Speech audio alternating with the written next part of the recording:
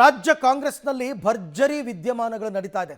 ಒಂದಾದ ಮೇಲೆ ಒಂದಂತೆ ಒಬ್ಬೊಬ್ಬರು ನಾಯಕರು ಒಂದೊಂದು ಸ್ಟೇಟ್ಮೆಂಟ್ ಕೊಡ್ತಾ ಇರೋದು, ಒಬ್ಬರನ್ನ ಹೋಗಿ ಇನ್ನೊಬ್ಬರು ಭೇಟಿ ಆಗ್ತಾ ಇರ್ತಕ್ಕಂಥದ್ದು ಬಿರುಸಿನ ರಾಜಕೀಯ ಚಟುವಟಿಕೆ.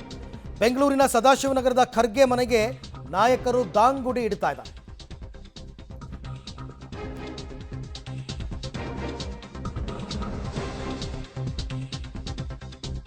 ಇವತ್ತು ಬೆಂಗಳೂರಿನ ಸದಾಶಿವನಗರ ಮಲ್ಲಿಕಾರ್ಜುನ್ ಖರ್ಗೆ ಅವರ ನಿವಾಸದಲ್ಲಿ ಖರ್ಗೆ ಅವರನ್ನ ಜಮೀರ್ ಅಹಮದ್ ಖಾನ್ ಮತ್ತು ಸಿಎಂ ರಾಜಕೀಯ ಕಾರ್ಯದರ್ಶಿ ನಜೀರ್ ಅಹಮದ್ ಭೇಟಿಯಾಗಿದ್ದಾರೆ. ಖರ್ಗೆ ಭೇಟಿಯಾಗಿದ್ದಾರೆ ಡಿಕೆ ಸುರೇಶ್ ಮತ್ತು ಕುಣಿಗಲ್ ರಂಗನಾಥ್.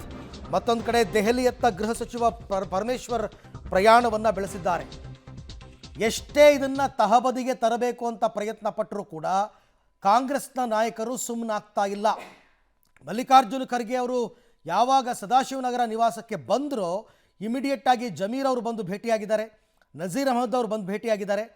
ಅದರ ಜೊತೆಗೆ ಡಿ ಕೆ ಸುರೇಶ್, ಕುಣಿಗಲ್ ರಂಗನಾಥ್, ಸೂಕ್ಷ್ಮವಾಗಿ ಅಬ್ಸರ್ವ್ ಮಾಡಿ ನೋಡಿ, ಡಿ ಕೆ ಸುರೇಶ್, ಕುಣಿಗಲ್ ರಂಗನಾಥ್ ಇವರೆಲ್ಲರೂ ಕೂಡ I think D K Shivakumar ಪರ ಏನೋ ಒಂದಷ್ಟು ಲಾಬಿ ಮಾಡೋದಕ್ಕೆ ಬಂದಿರಬಹುದು.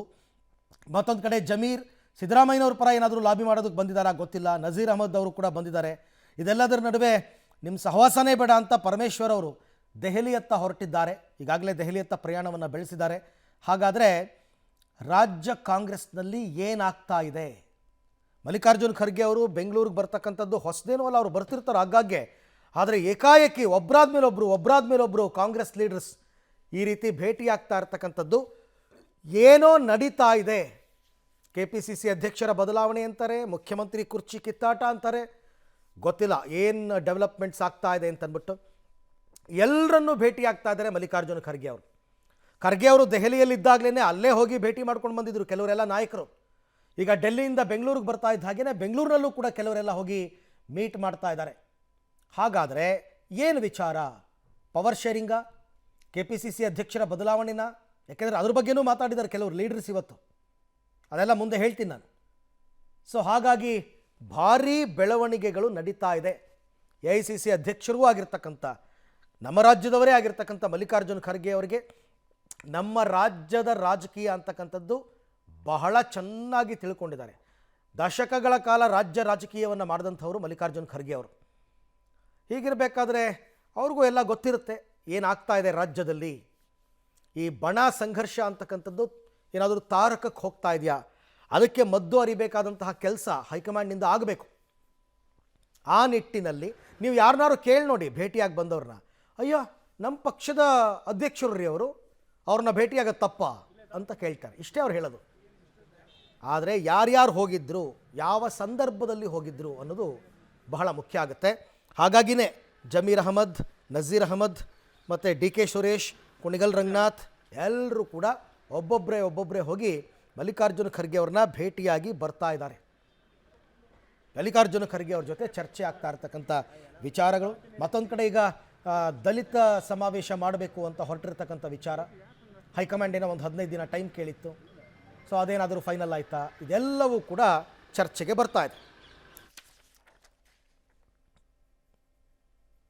ಈ ಎಲ್ಲ ವಿಚಾರಕ್ಕೆ ಸಂಬಂಧಪಟ್ಟಂತೆ ಮತ್ತಷ್ಟು ಮಾಹಿತಿ ನನ್ನ ಕೊಲೀಗ್ ಸುಕೇಶ್ ಅವರಿಂದ ಪಡ್ಕೊಳ್ಳೋಣ. ಸುಕೇಶ್, ಮಲ್ಲಿಕಾರ್ಜುನ್ ಖರ್ಗೆ ಅವರು ಬೆಂಗಳೂರಿಗೆ ಬರ್ತಿರ್ತಾರೆ, ಹೋಗ್ತಿರ್ತಾರೆ, ಬಟ್ ಬಂದ ಇವತ್ತು ಒಂದೇ ದಿನ ಇಷ್ಟು ಜನ ನಾಯಕರು ಭೇಟಿಯಾಗಿದ್ದಾರೆ.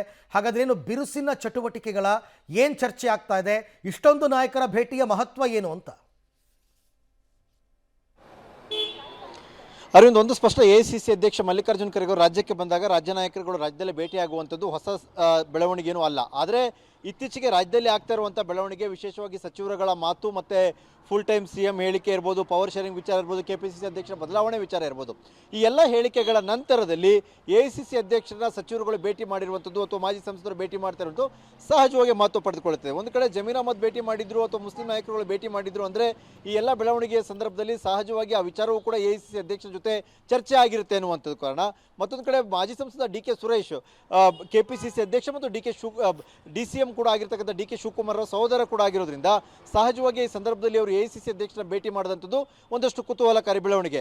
ಬಹುತೇಕ ಸಂದರ್ಭಗಳಲ್ಲಿ ಆರೋಗ್ಯ ವಿಚಾರಿಸಲಿಕ್ಕೆ ಬಂದಿದ್ರು, ಅಂದರೆ AICC ಅಧ್ಯಕ್ಷ ಅನಾರೋಗ್ಯ ಸಮಸ್ಯೆಯಿಂದ ಕೂಡ ಬಳಲ್ತಾ ಇದ್ರು ಅನ್ನೋಂಥ ಕಾರಣಕ್ಕಾಗಿ ಆರೋಗ್ಯ ವಿಚಾರಿಸಲಿಕ್ಕೆ ಬಂದಿದ್ವಿ ಅನ್ನುವಂಥ ಸಮರ್ಥನೆ ಎಲ್ಲರೂ ಕೊಡ್ತಾ ಇರುವಂಥದ್ದು. ಹಾಗೂ ಕೂಡ ಎಲ್ಲ ಒಂದು ಕಡೆ ಪ್ರಸ್ತುತ ಬೆಳವಣಿಗೆಗಳ ಬಗ್ಗೆ ಒಂದಷ್ಟು ಗಮನ ಹರಿಸಿ ಅನ್ನುವಂಥದ್ದು ಅಥವಾ ಈ ಥರ ಎಲ್ಲ ಆಗ್ತಿದೆ ಅನ್ನುವಂಥ ವಿಚಾರನ ಸಹಜವಾಗಿ ಚರ್ಚೆ ಮಾಡದಂತೆ ಕಾಣಿಸ್ತಾ ಇದೆ. ಹಾಗಾಗಿ ಈ ಸಚಿವರುಗಳು, ಮಾಜಿ ಸಂಸದರು ಅಥವಾ ಪರಿಷತ್ ಸದಸ್ಯರುಗಳು, ಶಾಸಕರುಗಳ ಭೇಟಿ ಸಾಕಷ್ಟು ಮಹತ್ವವನ್ನು ಪಡೆದುಕೊಳ್ಳುತ್ತೆ. ಪ್ರಸ್ತುತ AICC ಅಧ್ಯಕ್ಷರ ಗಮನಕ್ಕೆ ತಂದ ನಂತರದ ಬೆಳವಣಿಗೆ ಏನಾದರೂ ಆಗುತ್ತಾ ಅನ್ನುವಂಥ ಕುತೂಹಲ ಮೂಡಿಸುವಂಥ ಬೆಳವಣಿಗೆ ಕೂಡ ಹೌದು. ಅರವಿಂದ್, ಓಕೆ, ಹಾಗೆ ಸಂಪರ್ಕದಲ್ಲಿರಿ ಸುಖೇಶ್. ನಿಮ್ಮ ಜೊತೆ ನಾನು ಮತ್ತೆ ಮಾತನಾಡ್ತೀನಿ.